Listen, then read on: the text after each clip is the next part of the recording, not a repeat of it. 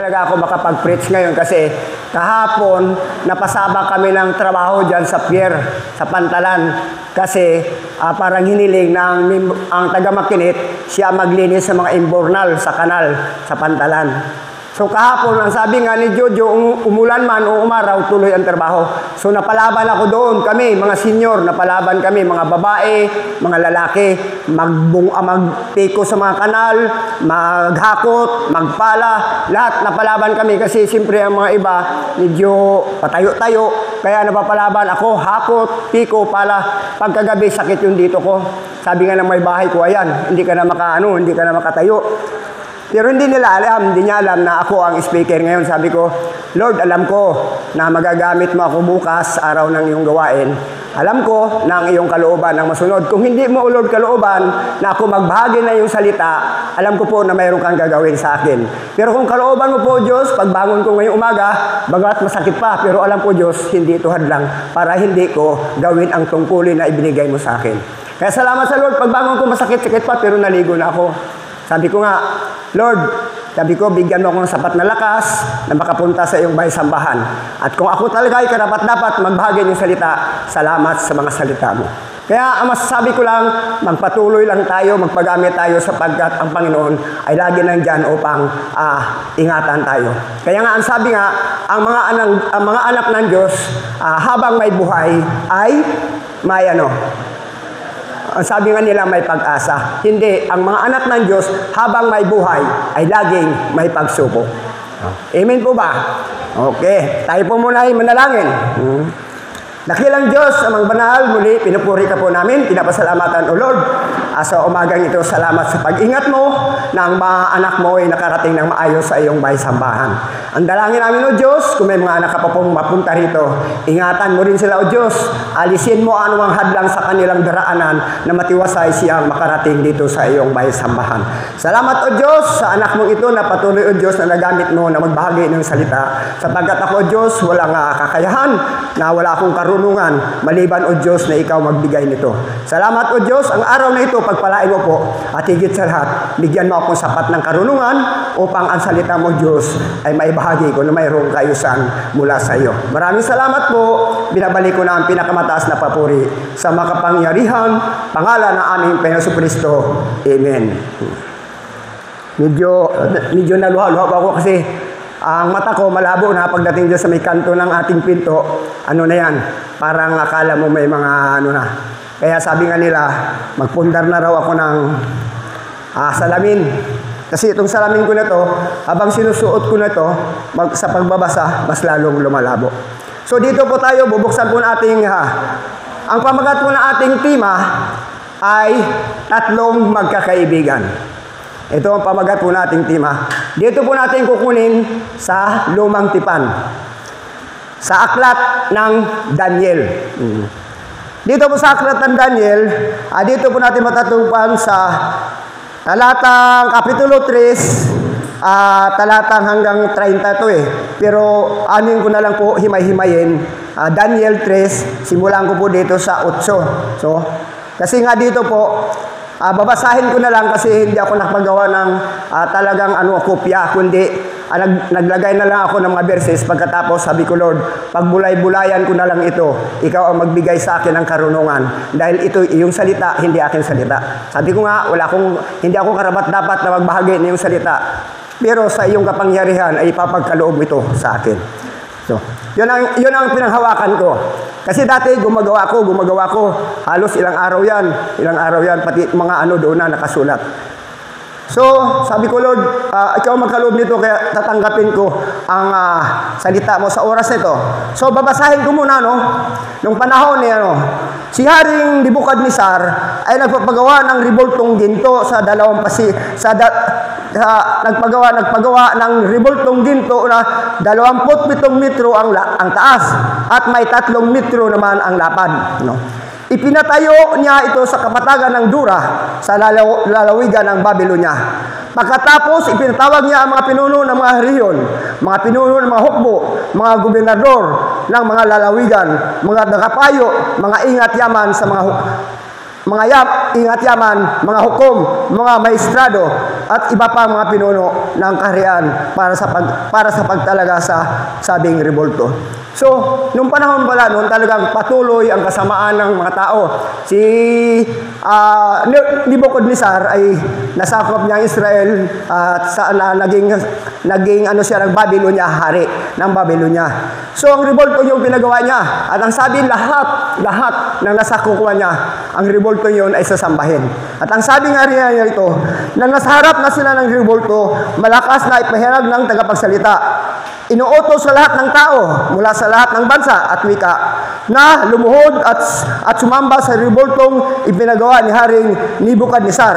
Sa sandaling marinig ang tunog ng tambuli, flauta, lira, sitar, alpa at iba pang instrumento, sinumang hindi sumunod sa utos na ito'y ihagis agad sa naglagablab na pugon. So, yun pala may batas na. So, sa atin, kasi nga, dito sa atin, ganun din, may batas din tayo na dapat sundin. Pero yun nga, ang batas noon ng hari, kapag sinabi niya na susunod, hindi katulad ngayon sa atin, sa presidente natin, sa sakupan niya, pwedeng mabago. Sila noon, hindi na pwedeng baguhin. Kapag inutos maging ano man yun, dapat susundin mo talaga. No? Kaya nga, ang sabi nga dito sa 7, nang marinig ng mga tao ang tunog ng mga instrumento, agad silang lumuhod at sumamba sa revoltong ginto na ipinagawa ni Haring Nebuchadnezzar. So, sa ating mga anak ng Diyos, sa ating mga Kristiyano, hindi natin sinasamba ito ang mga revolto sapagkat alam natin na kasuklam sa Panginoong Jesucristo ang magawa ng tao. Pero kung ikaw nasasakupan na isang hari ang nag-utos nito, so siguro susunod ka dahil nasasakupan ka niya. Ngayon nga, kung hindi ka susunod, tiyak na talagang papatayin ka. So dito na ako sa 8, no? Sinamantala ito ng mga ilang mga mamayan ng Babylonia upang paratangan ang mga Hudyo. Ito na yung 3. Sina Sadrach, Mesach at Abednego. No, itong mga Hudyo na papabilang sa mga ng kaharian ni Haring Nebuchadnezzar. No? Tapos yung pala panahon noon, mayroon na pala talagang inggitan, sipsipan. Ganun din pala ngayon sa atin. Kaya minana natin yun. Yung mga sipsipan na yun para tumaas ka. Patuloy nga ito sa atin yun. Sisipsip ka sa presidente para maging malapit ka sa kanya. Ang sabi nga namin sa sa mga ayuda, kung malapit ka nga sa kaldero, sa kalan, madali kang maulingan. Totoo naman yun. Hanggang ngayon, minana pala natin itong mga ganitong bagay. No? So, ito sinamantala ng mga kasamahan ni Sadrach, Mesach at Abednego. No? At sa 9, sinabi nila kay Haring Nebuchadnezzar, mabuhay ang mahal na hari. Inutos po niyo na lumuhod at sumamba sa inyong revoltong ginto ang sino mang makarinig sa tugtog ng mga instrumento. At sa 11, at sino mang hindi sumunod ay ihagis sa naglagablab na pugon. Sa 12, hindi po sumunod sa utos ninyo sila Sadrach, Mesach at Abednego, ang mga Hudyong inilagay nyo bilang mga tagapamahala sa Babylonia. Hindi po sila naglingkod sa inyong Diyos ni sumamba sa ipinagawa niyong revoltong ginto. So noon pa man, may takot na ang 3 ito sa ating Panginoon Jesucristo. Sapagkat kinalulugdan na sila ng Panginoon Jesucristo kasama si Daniel. So ang mga pangalan nila dati hindi talaga yan. Kasi nung naging yung hiningi nila na ang kanilang iinumin at kakainin mga gulay lang, hindi nanggaling sa hari. Kasi ang gusto ng hari, malulusog ang kanyang maging mga tagapanguna sa kanyang kaharian. So dito pa lang sa 13, nagalit si Haring Nebuchadnezzar nang marinig ito at pinatawag niya ang 3 lalaki. So pinatawag. So ibig sabihin talagang pinasundo na ng hari.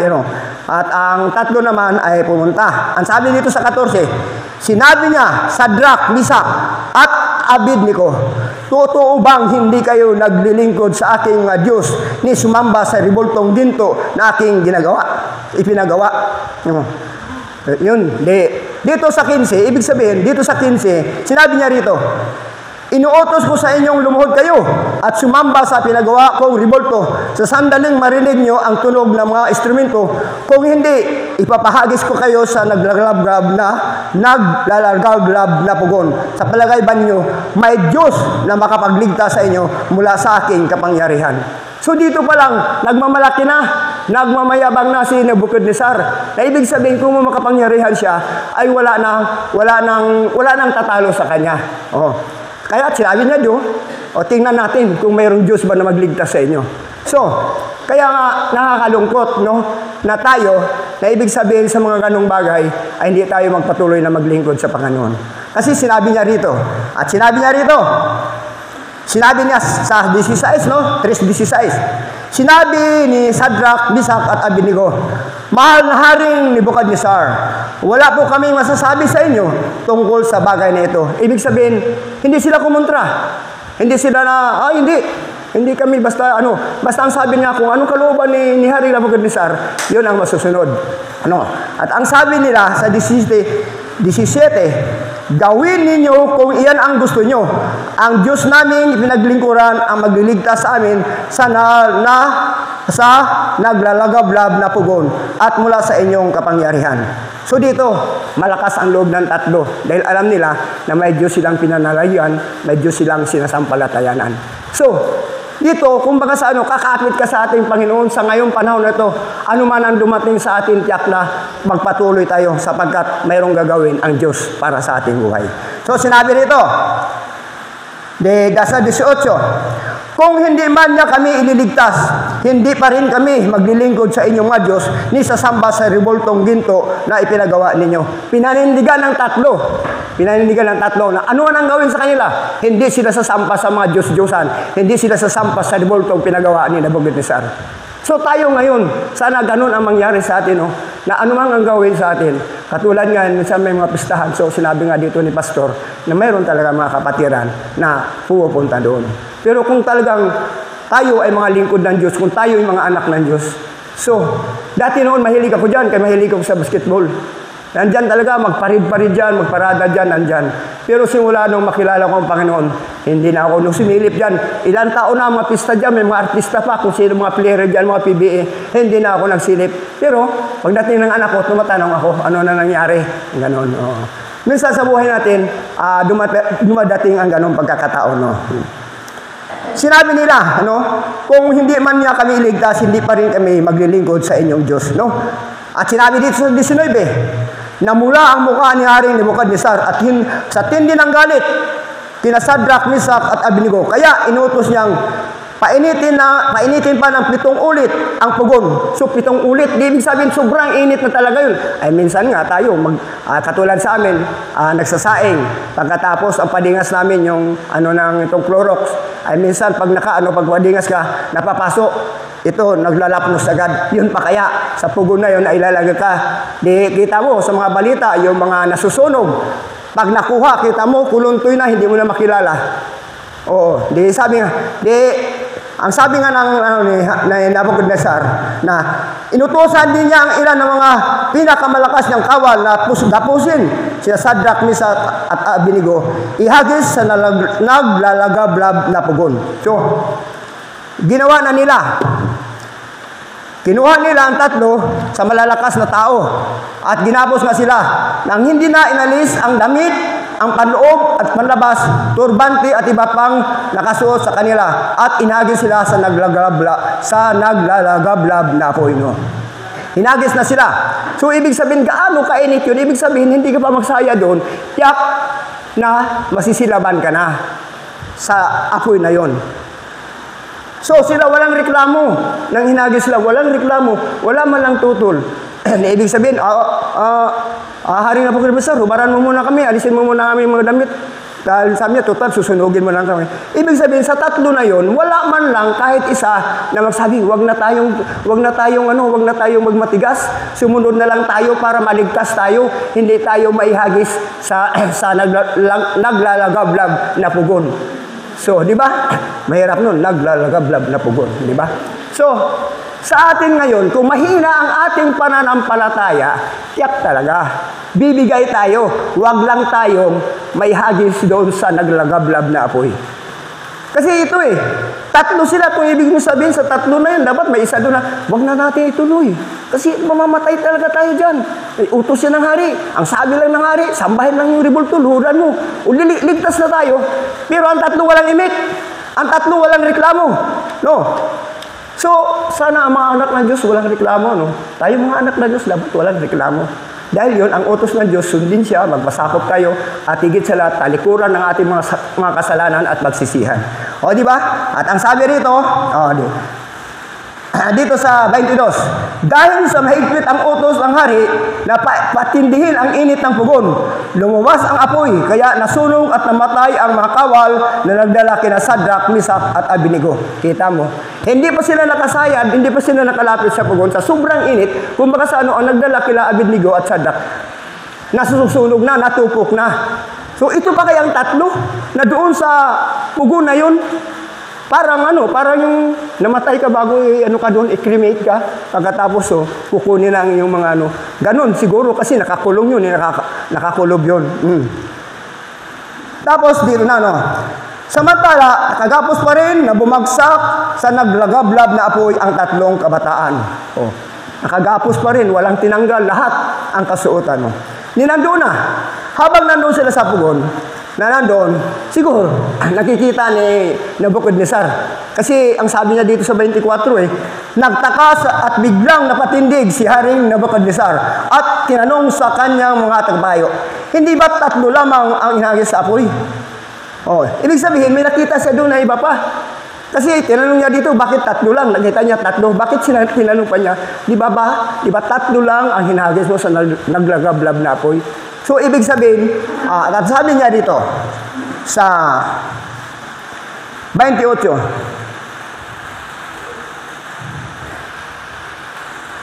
dito na,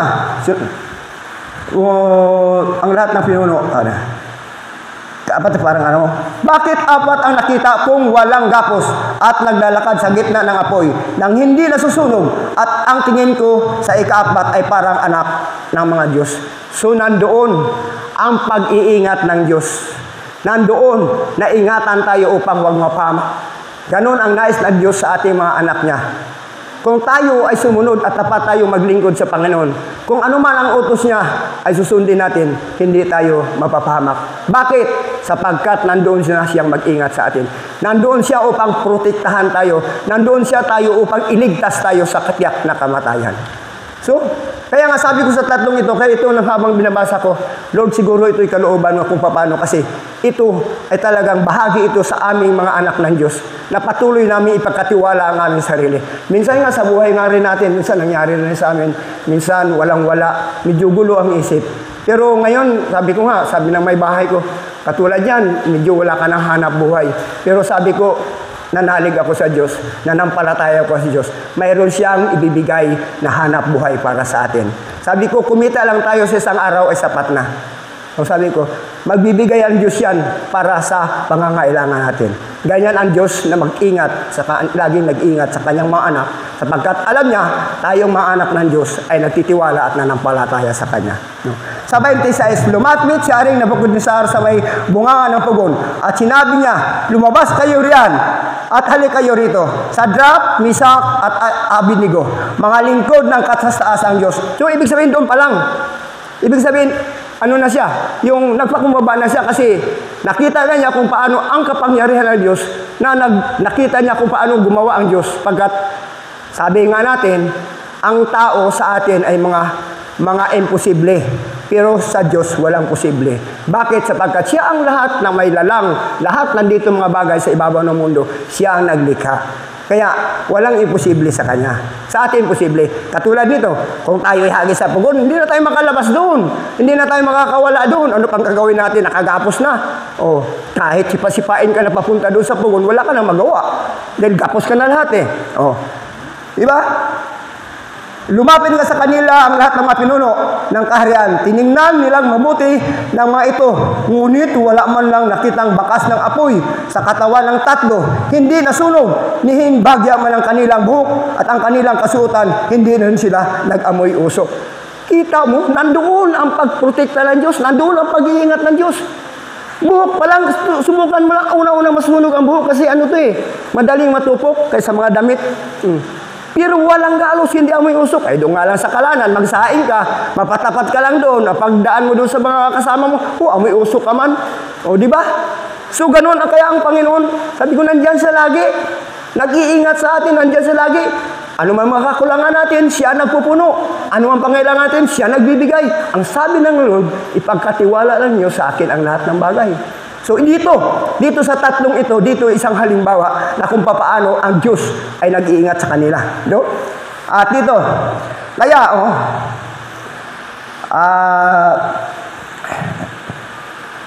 so sumampalata sa kanya, hindi sinunod naman ito. No? Dahil dito sinabi ng hari, purihin ang Diyos ni Sadrak, Misak at Abednego.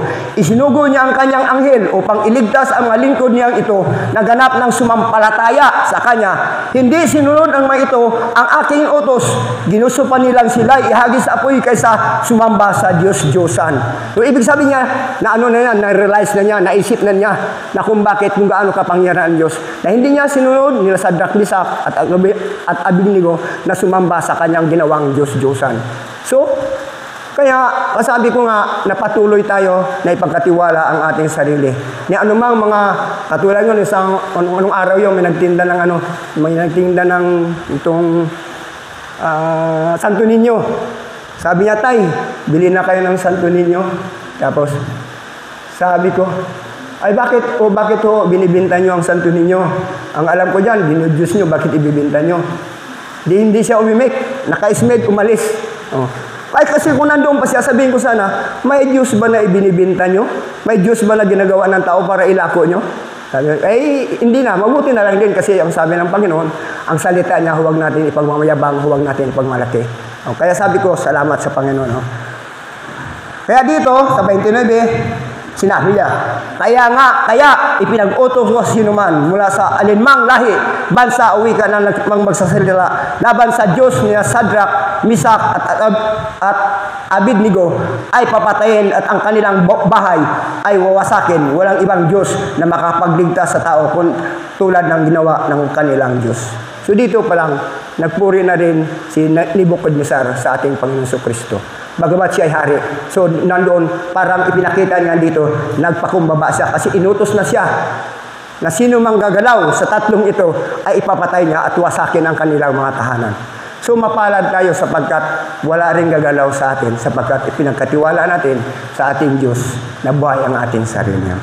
So, dito naman, at dito na tayo, dito naman din sa Daniel din. Sa Daniel, so dito sa Daniel 6, no? Dito naman kung paano panahon ni Haring Dario, si Daniel ay talagang mataas ang katungkulan kasi nababasa niya ang mga panaginip, nababasa niya ang takbo ng panahon, nababasa niya kung ano man ang mga kababalaghan na ginagawa. Dahil ito ipinagkaloob ng Diyos na nababasa na binigyan siya ng karunungan. No, si Daniel dito, ang ginawa ng Daniel, ang sabi nga nila, na si Daniel ng panahon yun, dito sa 6, Daniel 6, hanggang 6, pero hanggang ano to? Hanggang 24, 6:24. Babasahin ko na lang 6:24. 6 hanggang 24. Si Haring Dario ay pumili ng 120 pinuno ng mga reliyon sa buong kaharian. Pumili rin siya ng 3 mamamahala sa mga pinuno ng reliyon at mga ngalaga, kapakanan ng hari, at isa rito si Daniel. 3, si Daniel ang naging pangunahin sa 3 tagapamahala at sa mga pinuno ng mga reliyon. Dahil sa pambihira niyang karunungan, dahil dito inisip ng hari na siya ang gawing tagapamala sa buong kaharian. Sa 4, kaya ang 2 kasama niyang tagapamala at ang mga pinuno ng mga reliyon ay humanap ng maibintang kay Daniel upang huwag matuloy ang magandang balak ng hari para sa kanya. So ibig sabihin, mayroon na naman doon, mayroon na namang nainggit Na mayroon na namang nainggit kay Daniel, no, na ibig sabihin na ibabagsak si Daniel kasi ang gusto nila, sila ang mailalagay sa maging mataas na pinuno sa kaharian ni Dario. So, ganun din siguro sa atin, mas maganda nga siguro sa atin, na ganito ng mga anak ng Diyos, na mayroong mga anak ng Diyos na kung sakali wala man si pastor na siyang mamumuna na magbahagi rin ng salita ng Diyos. Sana ganun tayo mga anak ng Diyos. Dahil nangyari ito sa mga hindi mga anak ng Diyos, sa mga hindi mga Kristiyano. So, at ang masasabi ko lang, no, na dito pa lang pala sa mga unang tipan, sa mga ninuno natin noon, nandoon na rin pala talaga ang ibabagsak ka para sila mataas at talagang hindi sila nangingimi na ibabagsak ka basta sila makuha lamang nila ang kanilang hinahangad. Kaya ganoon din sa ating pamumunuan ngayon. Kita mo ngayon, ang kaso ngayon, lagi araw-araw sa balita. No, hindi na mawala yan sapagkat yun na ang minana ng sanlibutan ito. No? At dito na, kaya't dito sa 5, kaya't sinabi nila, wala tayong maibintang sa kanya maliban sa mga bagay na may kinalaman sa kautusan ng kanyang Diyos. Sa 6, nagkaisa silang humarap sa hari. Sinabi nila, mabuhay ang Haring Dario. Sa 7, kami pong mga tagapamahala ng kaharian, mga pinuno ng mga rehiyon at mga tagakapayo ay nagkakaisa na palagay. Mabuti po'y ipag-utos yung sa loob ng 30 araw at walang sasamba o mananalangin sa ibang Diyos o sa tao liban sa inyo. Sino mang hindi sumunod sa utos na ito ay ihulog sa kulungan ng mga leon. So, ibig sabihin, mayroon na naman doon patibong talaga, mayroon na naman talaga doon kamatayan na ikaw ay lilihis ka, hindi ka susunod sa kanila. Mayroon na namang nakaumang na kamatayan para sa mga anak ng Diyos. So, hindi na rin tayo magtataka. Tayo mga anak ng Diyos, habang nandito tayo maraming mga pagsubok na darating sa atin. Katulad ng 3 ito, pagsubok yun sa kanila kung gaano katatag ang kanilang pananampalataya. Pero alam ko, hindi ibibigay ng Diyos yung mga pagsubok na ganun sapagkat alam ng Diyos kung gaano lang ang kakayahan ng tulad natin. Kasi tayo talagang mahina tayo, kunting bagay lang medyan nalulugmok tayo. Kunting bagay lang parang nawawala ng ating pananampalataya. Pero nandoon pa rin yung pananampalataya natin nananatili. Kaya lang, naging mahina siya. Pero ang nais ng Diyos, maging matibay tayo sa pananaligid pananampalataya sa Kanya. Sapagkat, ang parang nga sa akin, sabi ko nga, kung ako man mawala, mamatay, Lord, manatili akong nananampalataya sa iyo. Kaya minsan, nung nakaraang gabi, sinabi ko sa may bahay ko, parang kinakapos ang paghinga ko. Pag gano'n na nangyari sa akin, nag-ano na ako yan, parang ariwasan ang katawan ko, magbangon ako, mag-inom, pagkatapos papadyak-padyak. Kasi pag maghiga ako, hindi, parang nagasikip talaga ang dibdib ko. Pero nagpatingin naman ako, wala naman. Sabi ko, Lord, hindi naman ako natakot na kunin mo. Pero sabi ko, ang hiling ko lang, Lord, bigyan mo ako ng karunungan. Sabi ko, noon pa, gusto kong makapagbahagi ng masalita mo. Sabi ko, sa iyong bahay-sambahan. Pero ang sabi ko nga lang, kung ito'y kanyang kalooban. Kasi ang kanyang kalooban na masunod, hindi natin kalooban. Gusto man natin, pero kung hindi kalooban ng Diyos, wala tayong magawa. Hindi man natin gusto, pero kung kalooban ng Diyos, mayroon siyang magagawa para sa atin. No? Kaya sinabi rito, nagkaisa silang humarap sa hari at sinabi nila, mabuhay ang Haring Dario. Kami pong mga tagapamahala ng kaharian ng mga pinuno, mga riyon at mga tagapayo ay nagkaisa ng palagay. Mabuti po'y ipag-utos niyong sa loob ng 30 araw ay walang sasamba o manalangin sa ibang Diyos o tao liban sa inyo. Sino mang hindi sumunod sa utos niya ay ihulog sa kulungan ng leon. Kaya sa 8, kaya mahal hari, magpalabas po kayo ng gayong kautusan at inyong lagdaan upang maging batas ng Media at Persa. Batas na hindi mababago ni mapawalang bisa. Sa 9, at gayon nga ang ginawa ni Haring Dario. So, ibig sabihin, nag-utos agad. Ibig sabihin si Dario noon, sa may mga katungkulan, sumusunod siya. Hindi niya sinisiyasat kung talagang, kung ano mga kalagayan, kung ano talagang katotohanan. So, ginawa niya agad yun ang pag-uutos. Nang malaman ni Daniel sa 10, nang malaman ni Daniel na nilagdaan ng hari ang gayong kautusan, umuwi siya, lumuhod siya, nanalangin at nagpasalamat sa kanyang Diyos sa isang silid sa itaas ng kanyang tirahan sa may bukas na bintana na nakaharap sa Jerusalem. 3 bisis niyang ginawa ito sa maghapon gaya ng kanyang ginauugalian. So ito'y bahagi rin na kailangan din talaga na tayo mga anak ng Diyos, lagiin nating mananalangin. Lagiin nating mananalangin. Marami tayong dapat ipamanalangin. Higit sa lahat, yung ating sarili. Higit sa lahat, yung pagising natin sa umaga na masigla ang ating buhay, malakas ang ating buhay, wala tayong karamdaman. Papasalamatan natin sa Diyos. Ganun din sa maghapong ngayon. Hindi rin pinahintulot ng Diyos na wala tayong ginagawa dahil ang lakas niya nagpatuloy. Hindi rin pinahintulot ng Diyos na tayo'y nagkukulang, nandoon ang kasapatan ng pangailangan natin. Subalit tayo lang ang nagrereklamo. Di ba? Ibinigay na sa atin, pero nagrereklamo pa rin tayo. Pero ang mga anak ng Diyos, nandoon pa rin nagrereklamo, pero hindi ipinagpatuloy ang ganong pagreklamo. Hindi tayo katulad ng mga taga-Israel. Na sa kabila, nakikita na nila ang Panginoon, pero nandoon kasama na nila, nandoon pa rin ang pagrereklamo. No? Di ito nga ang ginawa ni Daniel. No? 3 bisis siyang manalangin. No? At siya ay kanilang isinumbong sa hari at sinabing, hindi po ba't pinagtibay niyo ang isang kautusan na sa loob ng 30 araw ay walang manalangin sa sinumang Diyos o tao liban sa inyo at ihagis sa kulungan ng mga leon ang sinumang lumabag nito. So, ibig sabihin, ando na. So, sumagot ang hari, ang kautusan ng Media at Persia ay hindi mababago, ni mapawalang bisa. So sabihin nun, talagang pag sinabi, hindi na mababago yun kahit sino pa. Wala nang babago, hindi katulad ngayon. Pag ang mga senador hindi magpirma, hindi mga congressman, hindi matutuloy ang utos ng presidente. Noon, pag sinabi ng hari, wala nang mga kung ano pang katungkulan mo, basta itutuloy. No? So, at sinabi dito sa 13, sinabi nila, mahal na hari, si Daniel po na isa sa mga dinalang bihag mula sa Huda, ay lumabag sa inyong kautusan at 3 bisis pa po kung manalangin araw-araw. No? Nang malaman ito na Haring Dario, nabalisa siya, maghapong inisip kung paano mailigtas si Daniel. Kasi magaan ang loob ni Haring Dario kay Daniel. Kasi nga, si Daniel, walang ginawang masama kundi sumunod sa kalooban ng Diyos. Kaya nga nataas ang kanyang tungkulin, so maraming nainggit sa kanya katulad din nung 3 hinagis sa pugon. No?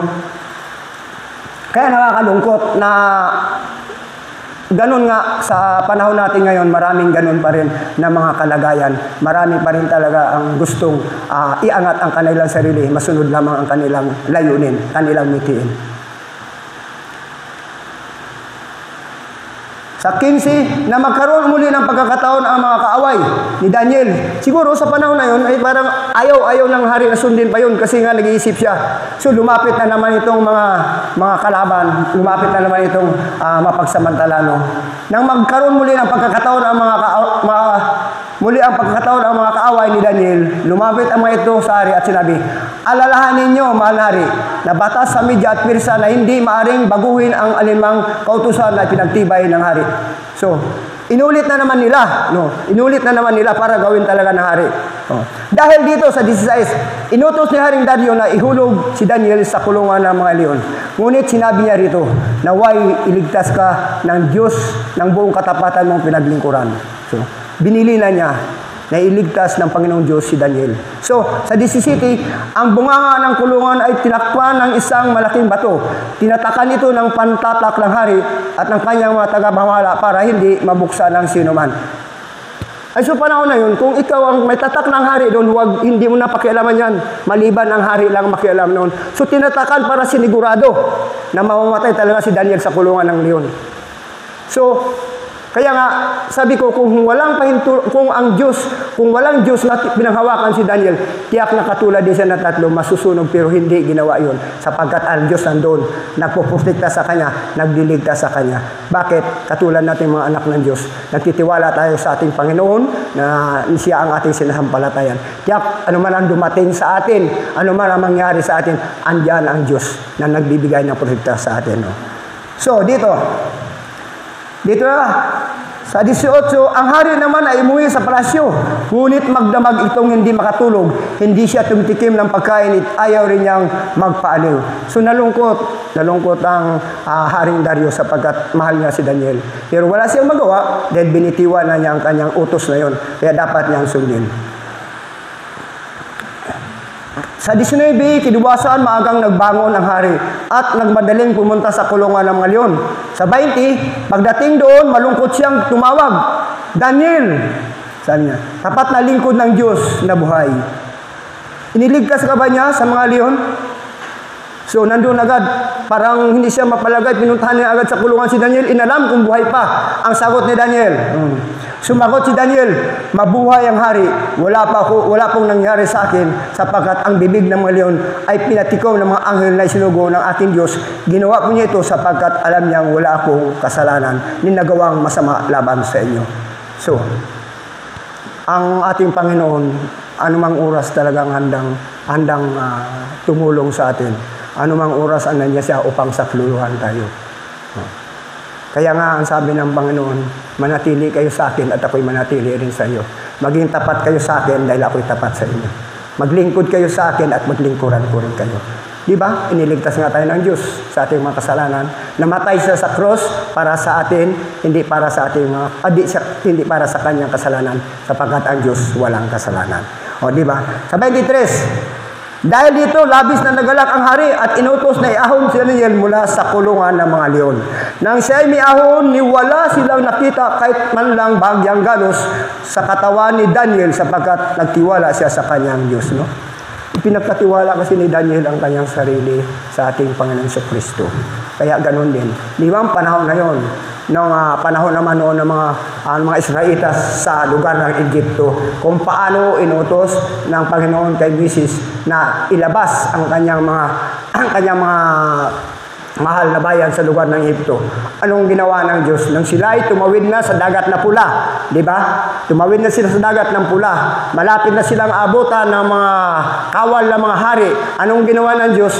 Hinarangan muna ng haliging ulap o apoy para hindi makasunod ang mga kalaban, ang mga Egyptian na mga sundalo. So, nang doon na sila sa lugar na ito, no? Karagdagan na ito, nandoon na sila sa lugar na yon. Dito yun sa Exodo 14, 13 hanggang 30. Noong nandoon na sila sa lugar na yon, ano? Nagreklamo na mga taga-Israelita, bakit kinuha mo kami doon sa Egypto pagkatapos pagdating dito sa ilang, dito mo lang pala kami papatayin. Dahil natakot na sila, nandoon na. Kaya talaga, mamamatay sila. Wala na silang ligtas doon sapagkat nandoon na ang mga kawal ng Paraon. Doon na nalangin si Mrs. Panginoon. Ang sabi anong gagawin ko? Ang sabi naman Panginoon, ang tungkod mo, isaw-saw mo ang dulo sa dagat. So, kaya ang sabi ni Mrs., huwag kayong matakot sapagkat nandito ang Panginoon na siya magligtas sa atin. So, ginawa niya, nahati ang dagat. Sa atin yun, posible, pero sa Panginoon, hindi posible. Kaya nga, nung mahati na ang dagat, so nakatawid na ang mga Israelitas sa matatawirin na doon sa dagat na pula.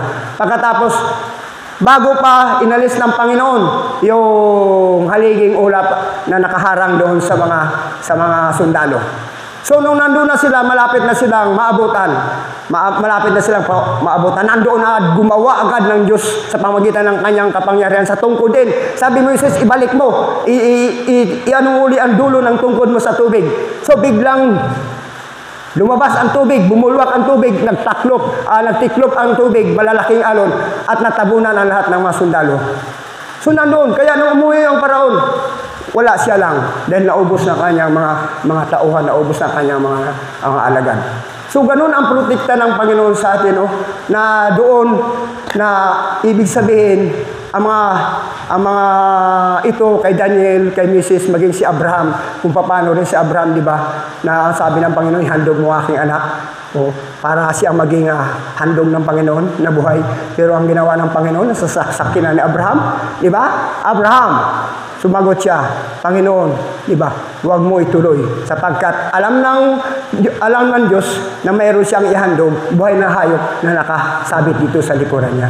Ganoon ang pagprotekta ng Diyos sa mga anak niya na patuloy na ipinagkatiwala ang kanyang sarili.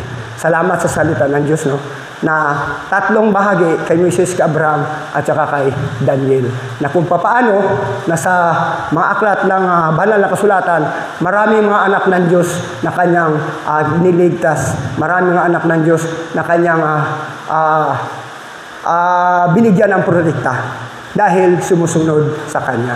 Sana tayong mga anak ng Diyos, sana magpatuloy tayo na ipagkatiwala natin ang ating sarili, ibigay natin sa Diyos sapagkat walang ibang magligtas sa atin maliban ng ating Panginoon. Anin man natin mga bagay dito, hangarin man natin mga bagay dito lang to, mawawala man to, hindi natin madala sa kaharian ng Diyos. Pero kung tayo mamatay, kasama natin ang Diyos sa piling niya. Bakit? Sapagkat dito pa lang sa ibabaw ng lupa, pinagkatiwala na natin ang ating sarili.